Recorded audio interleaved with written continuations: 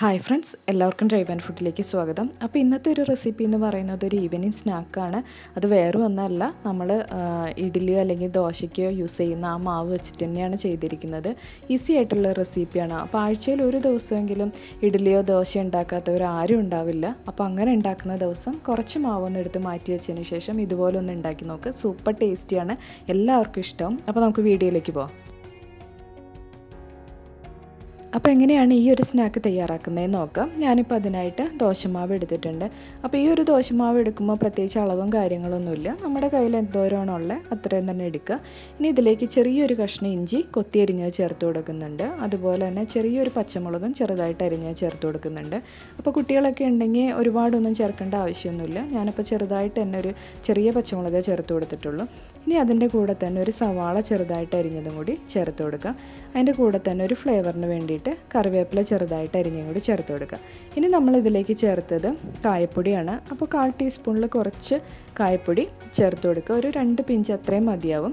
ഇനി ദോശമാവിൽ ഉപ്പ് ചേർത്തിട്ടില്ലെങ്കിൽ ആവശ്യത്തിന് ഉപ്പും ചേർത്ത് കൊടുക്കുക.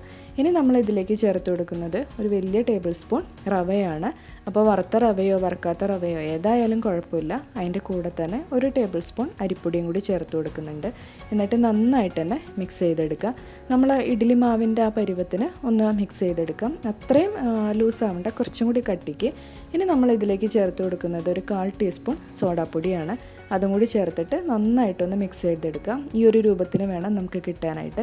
അപ്പോൾ സോഡാപ്പൊടി ഇല്ലെങ്കിലും കുഴപ്പമൊന്നുമില്ല. നമ്മൾ ഇതൊക്കെ ഒന്ന് മിക്സ് ചെയ്തതിന് ശേഷം ഒരു അരമണിക്കൂർ റെസ്റ്റ് ചെയ്യാൻ വെച്ചാൽ മതി. അപ്പോൾ അത്രയും നേരം റെസ്റ്റ് ചെയ്യുന്നില്ലെങ്കിൽ നമ്മൾ സോഡാപ്പൊടി ചേർത്ത് കൊടുക്കുക.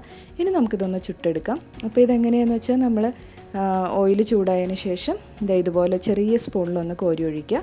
അപ്പോൾ ഇത്രയേ ഉള്ളൂ, പെട്ടെന്ന് തന്നെ റെഡിയായി കിട്ടും. അപ്പോൾ ഓരോ സൈഡും വേവുന്നതനുസരിച്ച് തിരിച്ചും മറിച്ചിട്ട് ഒന്ന് ഫ്രൈ ചെയ്തെടുക്കുക. ഈസി ആയിട്ട് തയ്യാറാക്കാൻ പറ്റുന്ന ഒരു റെസിപ്പിയാണ്. അതുപോലെ തന്നെ ടേസ്റ്റി ആയിട്ടുള്ളൊരു റെസിപ്പിയും കൂടിയാണ്.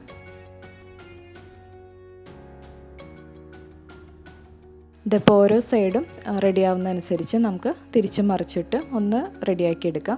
അപ്പോൾ നമ്മൾ വേവിച്ചെടുക്കുന്ന ടൈമിൽ ഫ്ലെയിം ഒരുപാട് കൂട്ടിയിടാതെ ലോ ഫ്ലെയിമിൽ ഇട്ടിട്ട് വേണം റെഡിയാക്കി എടുക്കാൻ.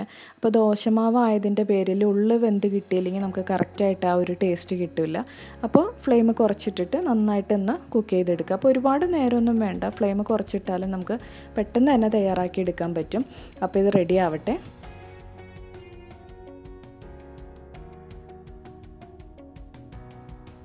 ഇതപ്പോൾ നമ്മുടെ ദോശമാവും കൊണ്ടുള്ള സ്നാക്ക് റെഡി ആയിട്ടുണ്ട്. ഈ ഒരു കളർ ആകുമ്പോഴത്തേക്കും നമുക്ക് കോരി മാറ്റാം. ഒരു ഗോൾഡൻ ബ്രൗൺ ആകുമ്പോഴത്തേക്കും, ലൈറ്റ് ഗോൾഡൻ ബ്രൗൺ ആകുമ്പോഴത്തേക്കും കോരി മാറ്റാം.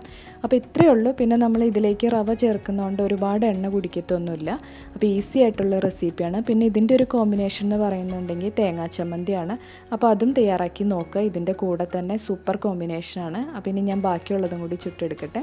അപ്പോൾ ഈസി ആയിട്ടുള്ള റെസിപ്പിയാണ്. എല്ലാവരും തയ്യാറാക്കി നോക്കുക. ഫീഡ്ബാക്ക് കമൻറ്റ് ചെയ്യുക. വീഡിയോ ഇഷ്ടമാണെങ്കിൽ ലൈക്ക് ചെയ്യുക, ഷെയർ ചെയ്യുക, കമൻറ്റ് ചെയ്യുക. അപ്പോൾ ഇനി അടുത്ത വീഡിയോയുമായി വീണ്ടും കാണാം.